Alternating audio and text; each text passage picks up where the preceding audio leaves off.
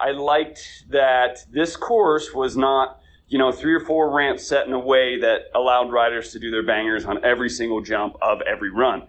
I think that concept has gotten completely stale and needs to go away.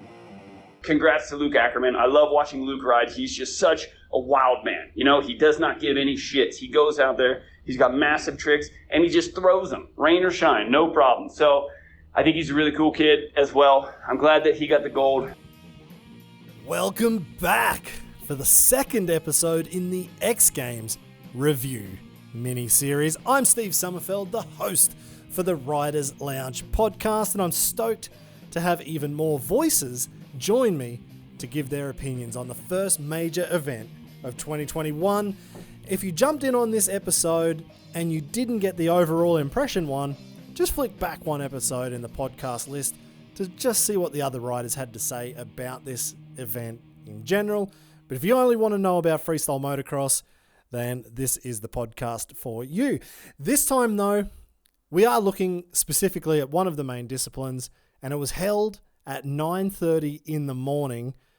I'm guessing a decision which could have been based more around the wind conditions than many other decisions, because I would hate to have been there and try and wake up at 10 past 9, roll out of bed, put my gear on, fire up the bike and get stuck into one of the best FMX courses at X Games in a very, very long time.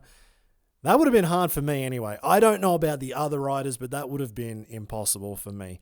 If you haven't watched X Games yet, I'm going to say this is the spoiler alert, but I would be so disappointed that you've got no more time to turn this off. And we'll get into everybody else's thoughts on freestyle motocross this year, which was pretty crazy to see. But the results were, in first place at his first X Games, the first German to pick up a gold medal in freestyle, Luke Ackerman, with 92.33. So he was almost 3 points clear of second place, multiple X Games medalist and gold medalist, Josh Sheeny. So that was pretty crazy. Rob Adelberg, 0.33 behind in third place. And then it was David Rinaldo in fourth, Taka Higashino fifth, Harry Bink in sixth after he launched off into the bushes. Jacko Strong, yep, big surprise there, in seventh. And Benny Richards, not with the greatest start to his X Games career, but it can only go up from there, in eighth position.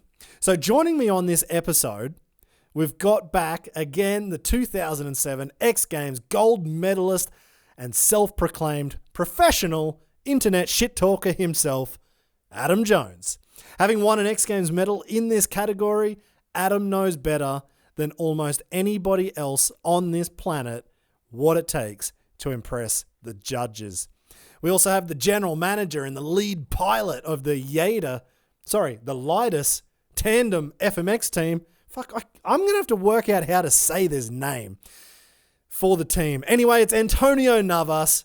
He's back again after that overall impression episode, and he has a lot more to say about the freestyle moto. And also we've got FMX Grizz.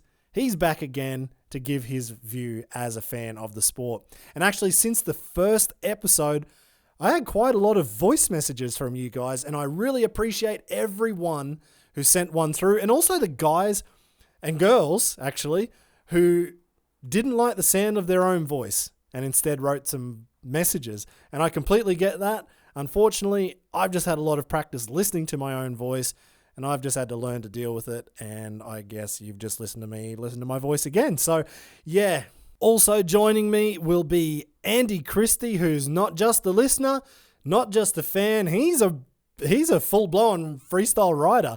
And he was actually at the very first competition I rode on the Gold Coast in 2004. And I wasn't allowed to ride because I didn't have proper moto pants.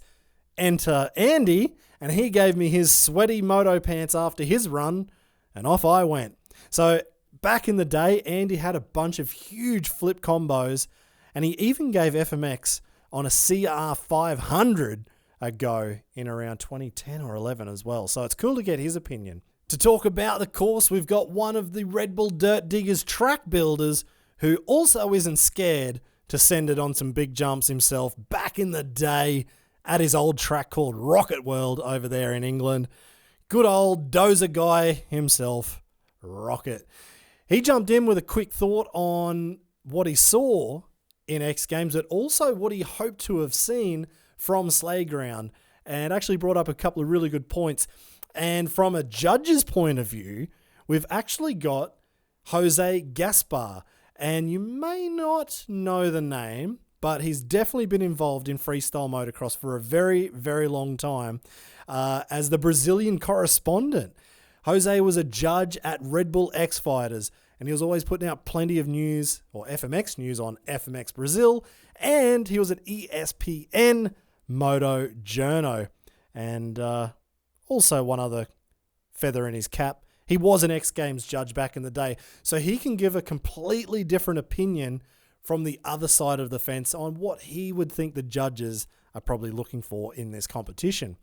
And also, I'm so stoked to have another listener of the podcast join, Danny Dwayne 416 on Instagram.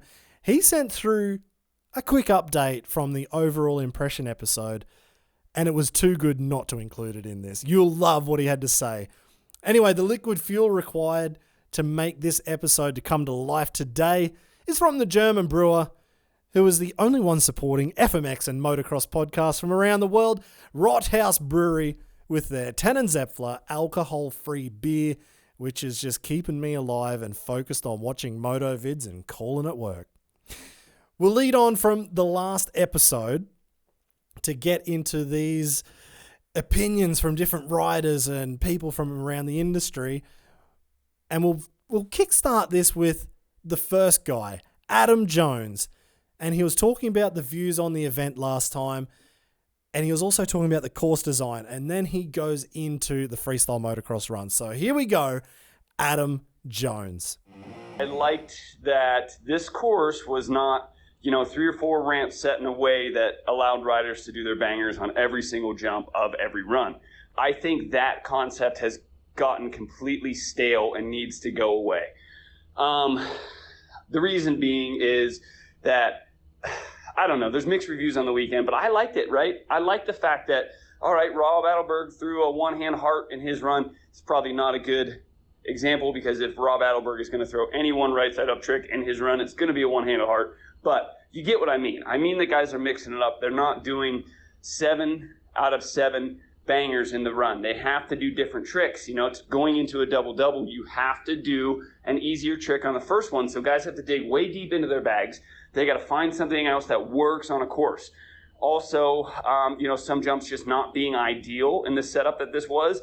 Once again, riders have to dig down into their bags. There's only one jump that could be double flipped, might have been in a weird spot. So then guys have to limit their double flips. Guys have to limit these banger tricks that over the last probably 10 years, freestyle motocross has been a complete just banger festival for their runs. And I think that was cool, and it had its place. Back when we were doing Red Bull X Fighters, when we had 5 big events a year with Red Bull X Fighters, maybe one of those, maybe 2 would be your full banger runs, like the Madrid or like the Giza. Everything else was these big technical courses where riders really had to show their stuff. They had to, be very diverse riders to be able to win on those. And I think that's a tiny little snippet of what we saw this weekend again with a difficult course. This is why I like to not do this on WhatsApp voice message, because I've lost my train of thought. Anyways, I think it showed a lot of strengths and weaknesses for people, A guy like Sheeny, I knew was going to go out there and was going to be solid no matter what. And he did, and Sheeny got second place, and he deserved it. And, I think the top 3 guys were right where they needed to be. And it shows. I talked to Rob, and he wasn't even completely happy with his run. And that's like what this shit is about, right? The courses should be that hard that you're not completely happy with your run every time, right? There's something you probably could have done a little bit better, but you did your best because the course was tough. That's what we need to get back to, not this shit of like, yeah, I did all 7 of my jumps perfect because all it was a 75-foot ramp with a 150-foot run-up. Jump was propped up perfectly. I checked the degrees on the takeoff ramp, and it was exactly where I needed it. Let's get over that shit. I'm done with it. This is what we needed. This was a tiny little bit of it. It showed, like I said, strengths and weaknesses. There's some guys that I don't think can hack it on courses like this, and I don't think they ever will. They didn't before, they didn't now. They succeeded in the middle because it was a different time, but the course was cool. The course could have been different, could have been better, obviously. And believe me, I'm sitting here shit talking from the couch. I wasn't there, and I'm in no way saying I would have went out there and dominated that course or anything like that. The course looked difficult. I've rode big courses with almost all of these guys that were at that event, and you could tell these guys were struggling. Like, I know the guys that can go to a big course and do well, and even you could tell they were struggling this weekend. So it was a very difficult course, despite the fact that it did look fairly easy, right? A lot of runs, plenty of run up, but there was obviously something about this course that made it difficult for the riders. So what was my point of that? I don't remember. Just that I guess I'm not saying I could go out there and win this thing by any means, or a podium, or I probably would have got last place as well. Who knows? It looked difficult. Congrats to Luke Ackerman. I love watching Luke ride. He's just such a wild man. He does not give any shits. He goes out there, he's got massive tricks, and he just throws them, rain or shine, no problem. So I think he's a really cool kid as well. I'm glad that he got the gold. Sheeny rode solid as hell. Rob rode great. I loved Rinaldo's new varial that he did. The new spin on the Cali roll was super cool. Taka rode super solid as always. What else was there? Not too sure. Sorry, let me collect my thoughts. Yeah, I don't know. Anyways, my biggest thing, more big courses in freestyle motocross. Let's get back to that. Let's shake it up. I want everybody to get off the course from their runs and go, you know what, my run could have been a little bit better, because the courses should be that hard that's how it works, right? Forces riders to do tricks that we don't see at every single contest. People make little mistakes here and there. They don't get exactly what they want every time. It separates everybody. That I liked. Let's get more of that. I really want freestyle motocross to come back, but, I just don't know. I don't know what the way the sport is right now and everything, what's going to happen. So hopefully we get another shot at a big course next year. Hopefully they don't do invites based completely on one trick and only one trick. And, I hope for more along the same lines of this year. So appreciate you guys listening to my rant. Hope that wasn't too long. Steve just took up 10 minutes of your time. My thumb is burning right now because I've been holding this damn microphone button on WhatsApp for 10 minutes and 20 seconds. Oh my gosh, I got a wrist cramp. Okay, guys, I got to go. I'm back to being jobless and worthless. Thanks for listening, guys. See ya. Thanks so much, Adam, for your opinion. But about your thumbs burning, mate, I was talking to Martin Corrin the other day, and he actually told me there's a lock button on WhatsApp. I had no idea, so hopefully that helps you out for your burning thumbs next time. All right, next up, it's El Presidente from Lleida in Catalonia, Spain, Antonio Navas. Oi, oi. First of all, with the freestyle comp, my thoughts, in general, when I looked to the event, I didn't like that much because, it was like everyone was taking it maybe, I don't like to say easy, but not as hard as I was expecting. And I think it makes sense, because that was a completely new course, and which is, I think it's cool, because I was expecting something like this. I think it's good for freestyle, instead of just one landing or two landings. And but also the riders, they were like maybe 1.5 years, no competitions, and they were probably a bit too nervous. And after that long without any shows and stuff, and you go straight away to X Games, I think it's a bit tough, So but definitely I think it was worth it to have this FMX comp. I don't really know why so many riders, they did so many mistakes. Probably because, what I said, too long without any shows, and maybe because they also had not many practice time into that new course. And it was, 72 feet ramp, or 30 and 35 meters ramp, and 23 and different distances, different angles, and different heights of landings, and that was a bit maybe too much, and not too much time to ride it. So yeah, this is what I think about the freestyle competition.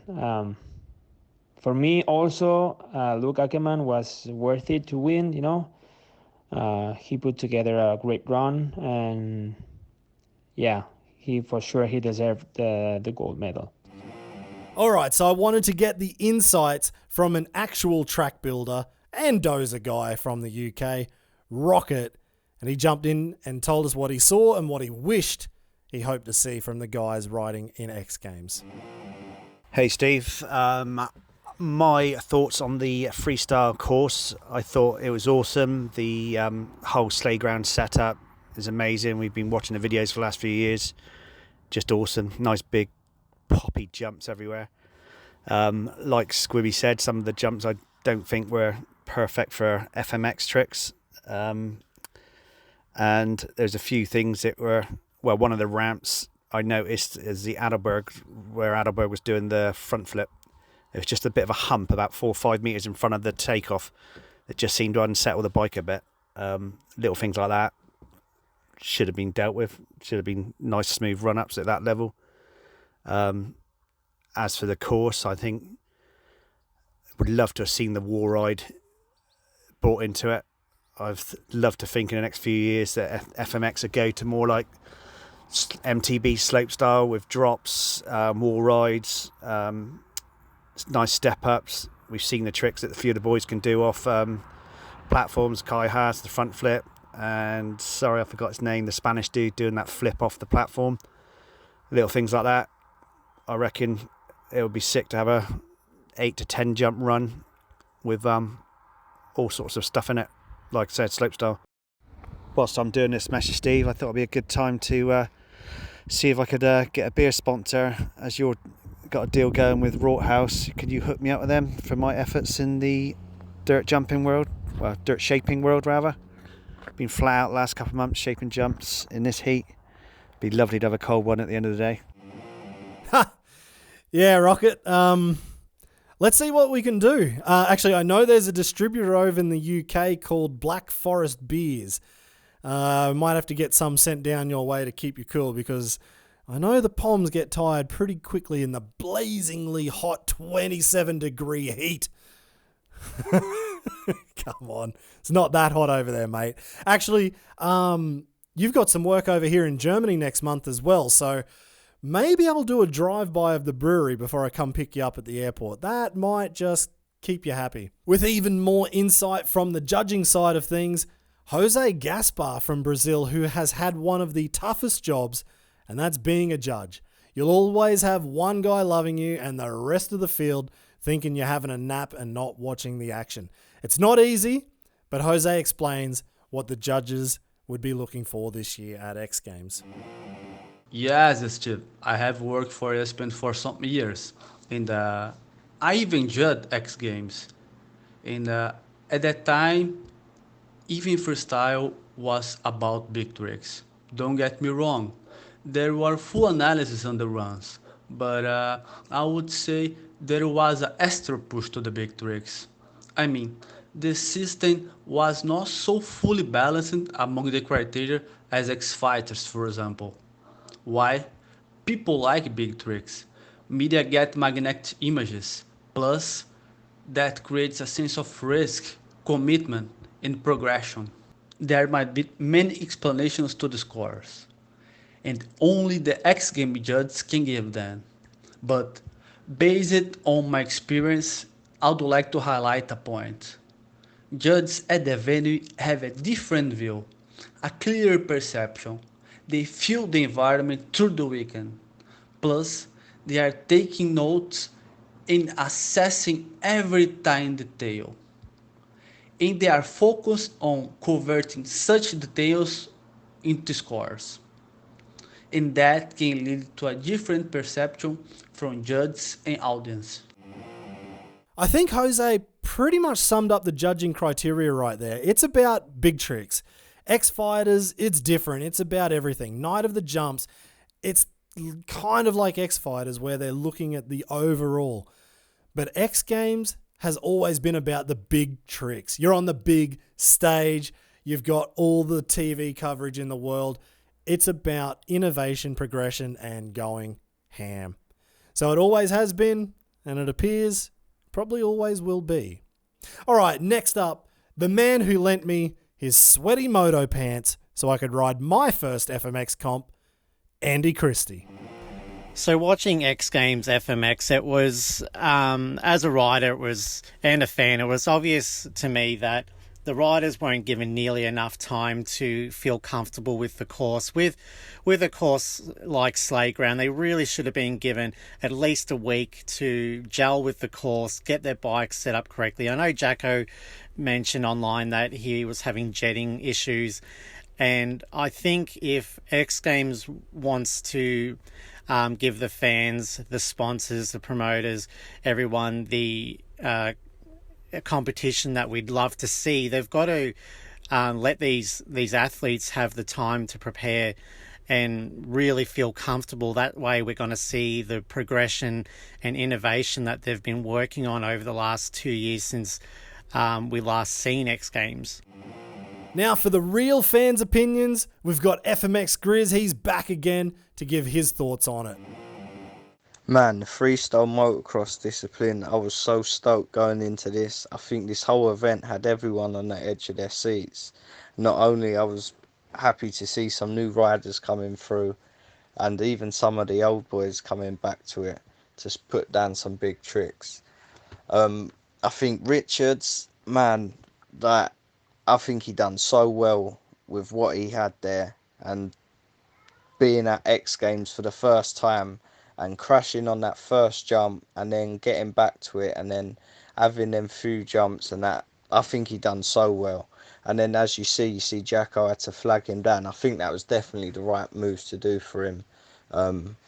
As you know, all it takes is one crash and we're out.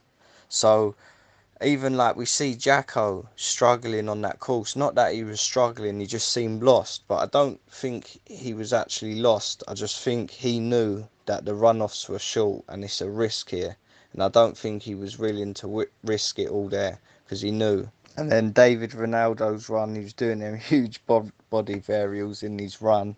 I just think he was just so on top of his game that event.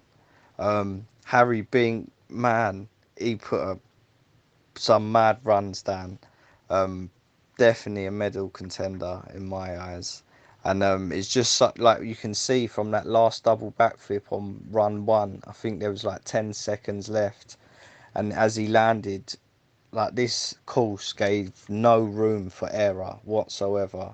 And like we see, Harry literally landed and he didn't have enough braking time. He just shot straight over that burn, and as you see, it launched him.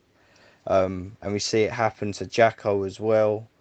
I just think that, did X Games let him down there? Or did X Games, is that how they wanted the course to be? Was that like sort of another judging criteria? They made this course so on point. You've got to be hitting everything perfect in order to get that score on this as well. I don't know, like, we don't know how this course was judged, and it was different, obviously, to our normal events we see at X Games. I think overall the riders done so well with the hand that they were dealt there. It was all new, everyone's fresh, no one's rid major competitions for the last 2 years, and it's just like everything's new again. And I guess we didn't have the crowd there pumping everyone on, and it's just, I guess it was a different atmosphere for them to experience. All right, last but not least, here's Danny Dwayne 416 with his fan opinion from actually the first episode, the overall impression, and kind of summing up everything. Yeah, just giving my opinion on X Games. Not that it matters, just a fan of it. I thought it was great. You know, the way things going, pretty much take what you can get. Missing the moto stuff, especially the freestyle. But, you know, you have an event, if there's more than one person going, you're going to have a bunch of bullshit going on with it. So, but at the end of the day, if you want to do the whole monster thing, FMX, Luke Ackerman, Red Bull, Best Trick, Rob, I'll Have a Burger, Ras for Rockstar, Quarter Pipe, Kobe Raha for Rockstar, and Tom Parson won Whip, and I don't even think he's got anybody, so he needs to get something from this. But there's a whole bunch of shit to say, and I only have a minute. So anyway, man, love the show. I could not have said that any better. Danny Dwayne 416, you have won today's messages, I think. Rob, I'll have a burger. And actually, you've brought up a really good point. If more than one guy turns up for a competition, you're going to get a bunch of bullshit going on with it. That is so brilliant. And you couldn't have been any more succinct about that than I've ever said before. It's just natural. We're in a sport where all the riders are risking their lives. There'll always be very big points of difference for ramps and gaps, when to ride, the format, blah, blah, blah, blah. And it will show in decisions on how to run an event to try and make everybody as happy as possible. So, Danny Dwayne 416, you've received the No Bullshit Award of the week. Actually, I think you should probably be looking for a spot to commentate at next year's event. Good job. Thanks, man. All right, so a few things that really stuck out to me when I was listening to everybody talk. Adam Jones brought up limiting the big tricks on that big course because in years past, it was just a complete huck fest. So it is cool that the course was difficult for the riders to get around and they had to choose what tricks they had to do on the ramps. And you could see some guys would throw a backflip where they probably didn't need to. Maybe they could have chosen a better trick and possibly had a better result. I don't know. The one thing there about being, having the ramps set perfectly with angles being absolutely correct and whatever. And this is an issue I've seen at almost every single competition. And I get it. I want to ride on the best course possible. Every rider wants to ride on the best course possible. But everybody comes from a different background. And what I think is cool or what you think is good could be completely different. So, Adam Jones, always with just top remarks, really. No, you absolutely nailed it. Andy Christie, the training time, and that came up again with Antonio Navas. I don't know how much training they had, but Mason definitely said it in the live stream that the guys really didn't have much time. And the other part was also Jacko mentioned the jetting issues, and I heard altitude issues as well. And maybe that was a problem for a few of those guys, especially on the two strokes.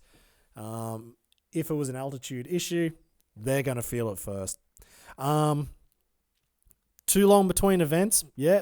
Not much you can do about that, unfortunately. So it's something everybody's got to deal with.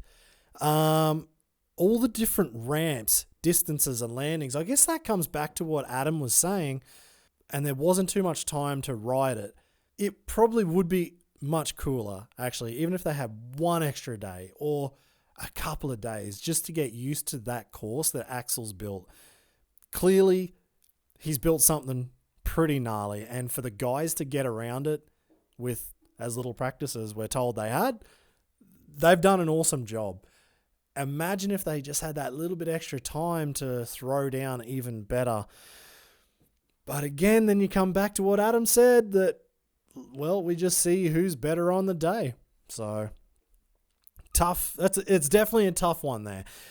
Rocket brought up the course design, and it would have been cool to see all the things Axel actually has there. Imagine if they were all included, even if it was just the wall ride. That would have been awesome. But 75 seconds probably wouldn't have even been enough to add all of those things in. Well, at least for one person. But then you get to see the guys choose different parts of the course, and you're not expecting everybody to hit the same jumps. That would be cool. So 75 seconds, big course.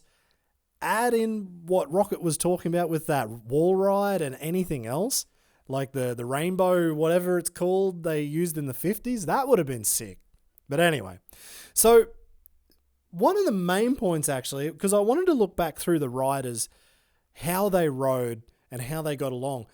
And Squibby mentioned this in the overall impression episode. So if you didn't listen to it, basically Squibby was just saying how cool it was that the next gen ramp, the ramp that Levi Sherwood designed, was in the course. And you probably did not know it was actually the first ramp in the double-double line. And I had no idea until Squibby told me.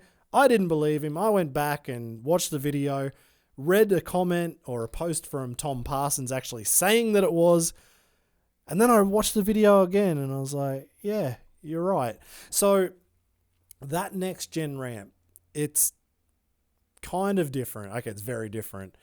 They didn't utilize it great, but my first thought when I watched the full freestyle run again was Benny Richards was the first guy up and he went for that KOD flip off that ramp and he came up short.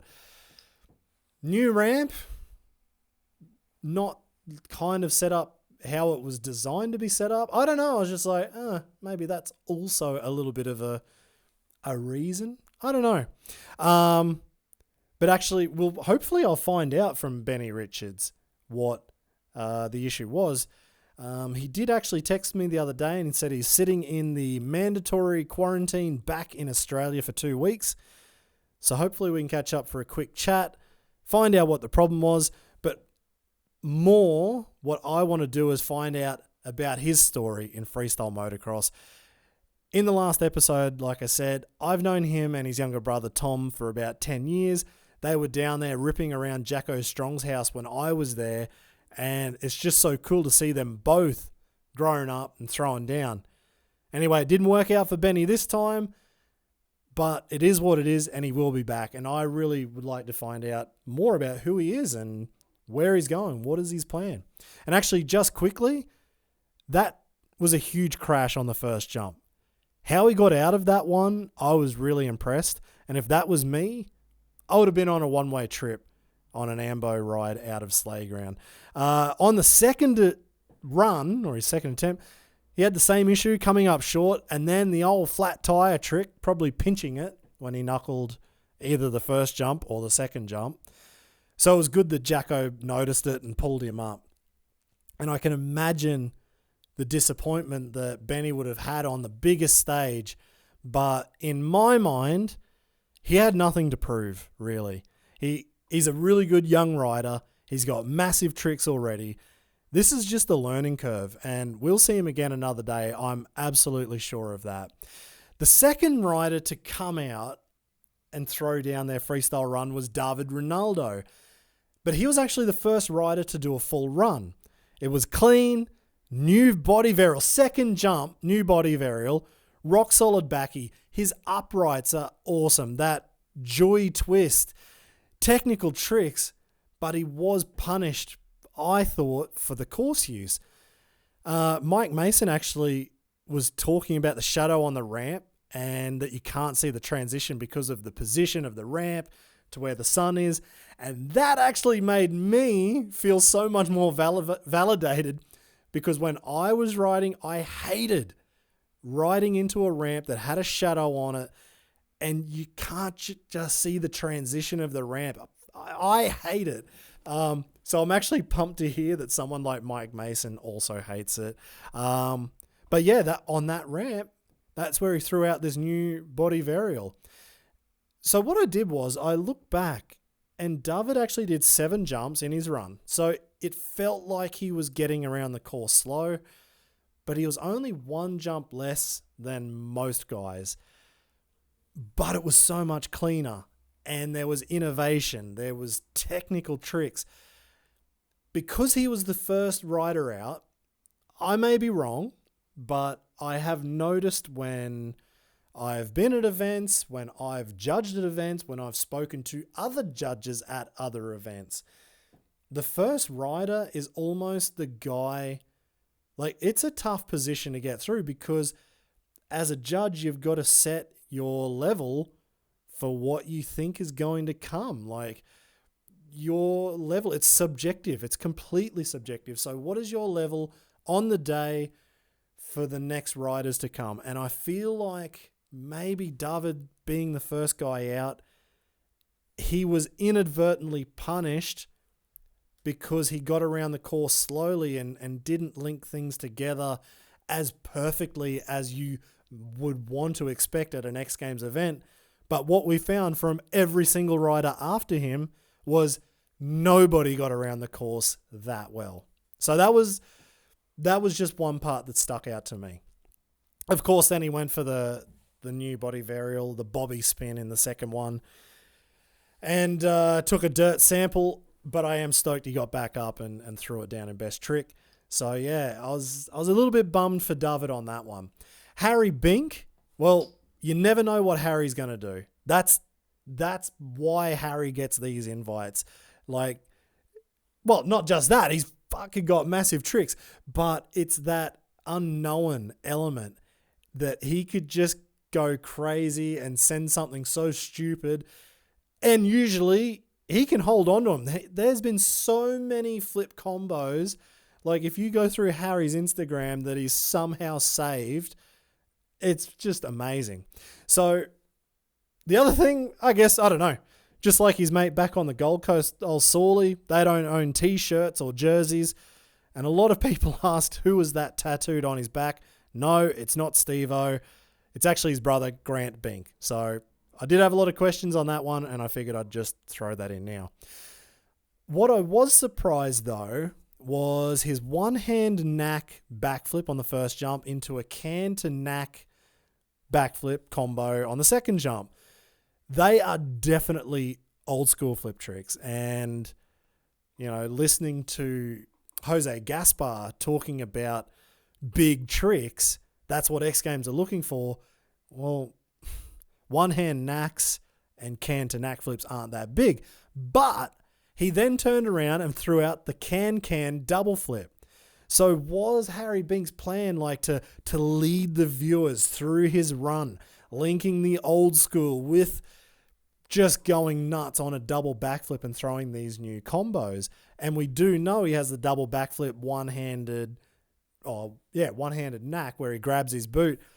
Maybe that was going to be that double flip that he crashed. I don't know. Like, that could have worked out really well for him. But, of course, on the second double flip, he exited stage right and whiskey throttled into the bushes. So we will never know if that would have worked for the judges and how that might have made him feel like linking those tricks together. Anyway, he didn't finish his run, and we'll find out maybe at the next X Games. So then the next rider up, and I'm going through basically from the first riders group because that really set the scene. So Luke Ackerman was the next rider up. And again, this is where I was counting tricks in the run or jumps. So David Rinaldo, he had 7. Luke, he got his 8 jumps in, and he was getting around the course pretty well. He linked up different ramps that most guys didn't use, especially talking about the quarter pipe. And he was the first guy to hit the quarter pipe in the competition. He was the first to link the course together, probably the best until that point. He had the double flips. He had a massive ruler flip. He had the massive 360, one of the biggest 360s ever. And he went bigger in his second run. And so that would have got all the judges pumped up. They've just seen 2 crashes before, and here comes Luke just throwing down, linking up the course and using a ramp nobody else had done. Like I said, the second attempt, the 360 was bigger. He just held on to it, but it did look like he popped his shoulder out or something. I don't know what. And he couldn't finish that run. But that first one from Luke, that just set the scene. And obviously that was the run that won him the competition. And I think this comes back to where the judges are looking for those, setting their levels on the points they're giving. So yeah, Luke got his, 92.33 if I'm correct. I'll just scroll back up here. 92.33. Good. My memory's not too bad today. So yeah, that's where it all happened. First run, Luke threw out a run that we've seen from him many times before, let's say at Night of the Jumps, but he did get around pretty damn well. Then Taka came up, And he had that rocky flip over the 105 foot ramp. So that was already impressive. Super clean run. Always stylish. Like, there's not really much more to say about Taka, other than that no-hand flip on that one ramp, which looked like it had a bit of a bump in the runway that Rocket was talking about. And I think if he had any of his upright tricks on that jump where he didn't have to worry about this bump or whatever was setting the guys up to not feel good on that ramp, would have just scored him, I think, would have scored him so much better on that jump. Any other trick, but the no-hand flip, I think maybe that was the one trick that let him down. Other than that, awesome run. Just Taka like normal, just not good enough to get on the podium this time. And it's just always cool to see Taka throw down with different lines and different tricks. The crazy one, the crazy part of this whole event, I couldn't wait to see what Jacko had after watching his real moto edit from his home. Double flipping dirt, front flipping dirt. Jacko is on another level to almost every rider in the world. And I was just like, okay, what's he going to do on a course which is disrupting everybody? And unfortunately, he had the same problem. That's the first jump, a little bit long, balking on the second jump. He landed heavy, and I guess he just didn't have time to set himself up properly for the second one, and he missed it. What was cool was to see him he continued on, and he did huck that real fronty down the hill, clean as a whistle. On the second attempt, again, he overjumped that next-gen ramp, which fluffed him for the 105-foot jump, where he would have gone for the cliffhanger backflip. Imagine seeing a cliffhanger backflip over 105 foot. That would have been awesome. But anyway, just didn't work out for Jacko this time. You win some, you lose some. Time for Sheeny, and this is, I think I might talk a little bit about it later, but Sheeny had 9 jumps in his run. Super clean. Always super clean. He linked the course up better than I think anybody else did. His 360, not as big as Luke's, but the ruler flip was definitely on par. The first double, it was clean. Clean as a whistle. Luke had the knack double to finish, whereas Sheeny had the one hand. I'm guessing he went for the no hand option, but he just didn't get the second hand off like he normally does, and holding it even. But I guess the one thing, the big difference also, was Sheeny had that lazy boy flip over the 105 footer, the third gear jump that not everybody hit. After the clock finished though, he did 2 more jumps without even trying to extend the tricks that he went for. Did that impact the judges' overall impression of Sheeny on the course? I know in some competitions, if it was at X Fighters, actually no. Is it X Fighters? Maybe it's Night of the Jumps. Man, my memory is really bad today. Definitely at Night of the Jumps, if you went for some tricks after your run, you're on course and still trying to do something, it would probably affect your overall impression. It wouldn't affect the points you got for the tricks and extension and variety and blah, blah, blah, blah, blah. But maybe the overall impression then was changed in the minds of the judges. I don't know. But you could see, after the points came down, Sheeny was almost 3 points clear behind, not clear, but he was almost 3 points behind Luke Ackerman. And you could see in the video, he was pretty disappointed in that. And I was actually very surprised. But anyway, we'll talk about that later. Adelberg, last rider out, I think it was. And yeah, the 75-foot jump, which is on its own, the one where Taka did the no-hand flip, Adelberg fluffed it in his first run, and he also bombed it on his second run as well. On the second attempt, same spot was the problem, and I felt like if Adelberg didn't make that mistake, with that run, would his front flips with a no foot and a no-handed fronty, so clean, with the body varials, everything else super clean, would he have won? The other problem was he did the front flip knack, but that was after the buzzer had already gone. So unfortunately, I guess that definitely was not counted. Now, after all that is said and done from the riders, the biggest issue, and I think I already mentioned at the start, 9:30 in the morning. That was crazy. I've ridden one or two comps early in the morning because we had to get it done due to weather or something else, and I couldn't handle it. I'm all about golden hour at sunset. That's when I feel like riding. And I'm guessing some guys might like riding early in the morning, and I'm sure that probably had a factor on some of these riders in this competition. It's FMX. They're not swimmers at the Olympics who are up at 5 a.m. training, doing laps over and over and over. So I just kind of wanted to make that little note that 9:30 in the morning, would that have a bit of an impact on everybody riding freestyle? If it was me, absolutely yes. Undeniably, I would have hated it. I would have done my job if I could do it, but I would have hated every moment of being awake at 9:30 and trying to throw down. Now for the ifs and the buts. I've already spoken about Sheeny and Luke.